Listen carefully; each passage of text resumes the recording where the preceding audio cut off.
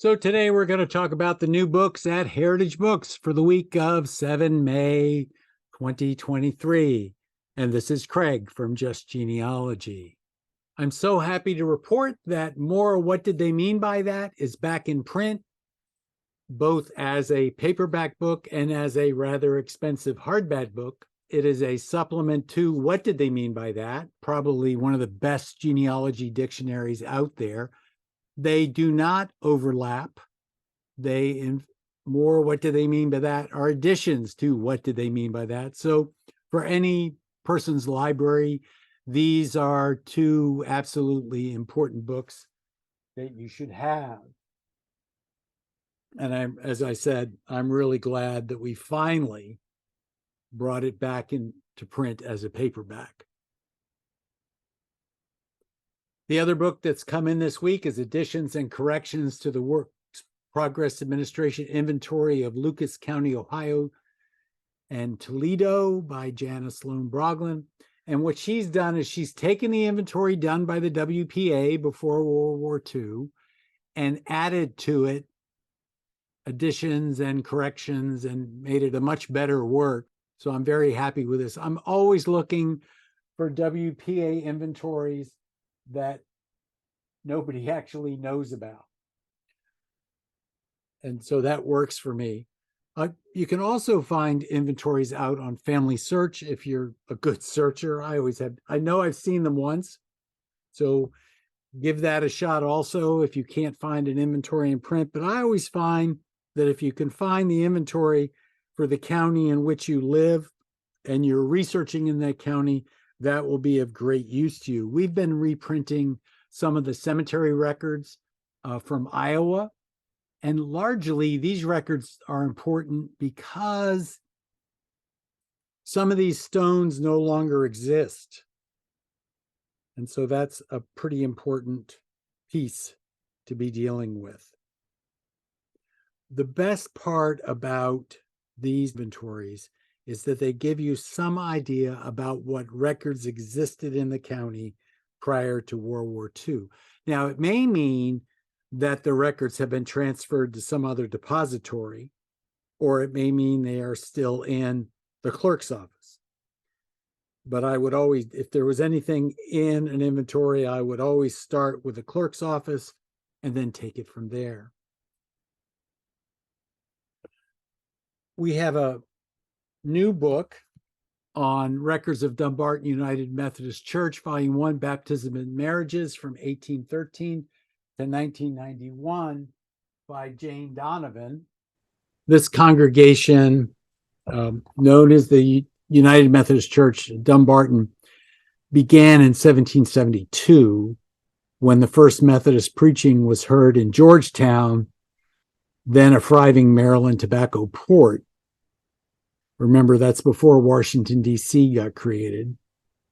Originally known as the Methodist Society of Georgetown, the congregation had constructed its first church building by 1795. By 1850, a larger building was completed on Dumbarton Avenue, and the name of the congregation was changed to Dumbarton Avenue Methodist Episcopal Church. In 1968, the Methodists merged with the United Brethren, and the present name was adopted. Dumbarton is the oldest Methodist congregation in what is now the District of Columbia. So these are in alphabetical format, 1813 to 1891. Now, she has also done previously two other books dealing with William King's Mortality books, Volumes 1 and Volume 2. And between them, they cover the period 1795 to 1863. These are very interesting for people who are doing Georgetown and District of Columbia research. A new book that we can't seem to keep on the shelves since it came in, we got something like 10 orders in one day, which for us to have a book sell 10 copies of in one day is pretty rare.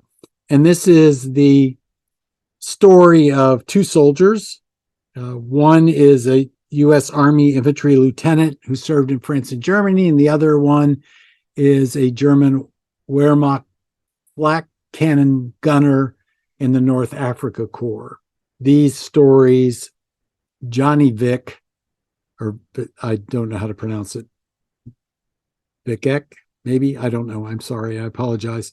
Spent many evenings compiling his diary, journals, and notes into documents which the author, his son, Robert, used for this book. The first chapter and the epilogue are fabricated from the original journals, pictures, and notes, with the exception of some spelling corrections, grammar changes, and abbreviation definitions. All of the other chapters appear as they were written. After the war, John met and married a German national, and Robert's German relatives, Aunt Maria and Uncle Karl Argauer, were a significant part of his life. Uncle Karl told stories about his war experiences. After Maria and Karl passed away, Robert was given all their paperwork, which included photographs and other information about Karl's service in the German military during World War II. Both soldiers wound up as prisoners of war during World War II, and their stories could not be more different. This unique perspective of World War II is enhanced with 224 photographs, including John and Karl during the war, POW camp, and after the war, documents, correspondence, and more. I can't seem to keep it in stock. It's so popular. Another book, which it appears that the Rangers in the National Park Service at Little Bighorn really like, at least that's what I've been told by the author. This is a book on Custer's last stand, where mysteries are solved, and is probably the most factual narrative that has yet to be done on Custer's last stand. And it talks about events leading up to the battle, and then its consequences. In this book, speculation takes a backseat to evidence, and the author lets the facts speak for themselves. Photos, illustrations, maps, a bibliography, and an index to full names and subjects enhance this work. Hank Peden, one of our most prolific authors, has come out with another book on Harford County. This is McComas Funeral Home Interments, 1901 to 1941. And it is will be of excellent use to those who have an interest in Harford County. Another book that today ran off the shelves like there was no tomorrow, I think we actually sold 10 copies of this one today too, if not 12, is called Camouflage. And it is a book about Vietnam. And unfortunately, I can't read the back of the cover to you or tell you much about it because I sold all the copies I had today. But evidently, it seems to have wide interest from all over the country, not just in a specific place. And none of these people look to be relatives of the person because nobody had his last name. And that's the most I can really say about that.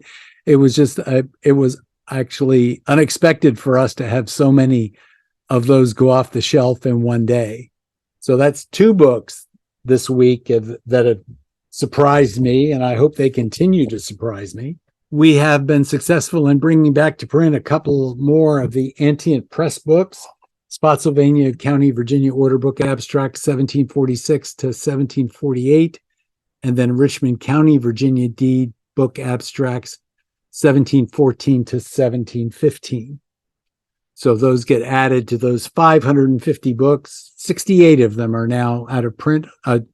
As a side note, Heritage Books is going to be at the NGS conference in Richmond. We have 5 tables, and we will be bringing all of the Antient Press books that we have in print, all of the titles with us. We'll probably bring somewhere between 2 and 3 of each one in hopes of generating interest in them, because these are the best books for colonial Virginia in the counties that they represent. Of course, we're going to have 5 tables, so we'll have a lot of other books also. I believe we're going to pack 100 boxes, so that should work pretty well. I'm hoping that we'll have a lot of browsers. We'll be in the back of the hall, all the way on the left, in the very back. And finally, the last book to talk about is we have reprinted in paperback. It was originally in hardback, Associate Reformed Presbyterian Death and Marriage Notices. This is volume 3 that covers 1889 to 1896. And this is perfect for those individuals who are Presbyterians or Reformed Presbyterians in North Carolina and South Carolina. So we have now, I believe, all 3 volumes in print and paperback. I don't remember if there's a 4th volume in hardback at this point. That said, these have been the new books at Heritage Books. I hope you found this useful to you. I've noticed that today is Sunday. It's more like a book Sunday again. I'm going to try to do this every Sunday again to get back into the swing of things.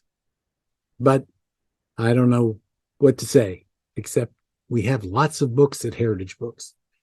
The first Mountain Press book got reprinted as a Heritage Books this week, and that was the North Carolina Bastardy Bonds.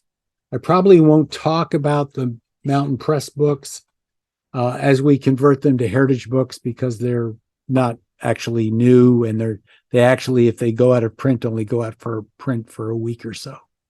This has been Craig, and this has been Just Genealogy. Subscribe if you will. Tell your friends if you will.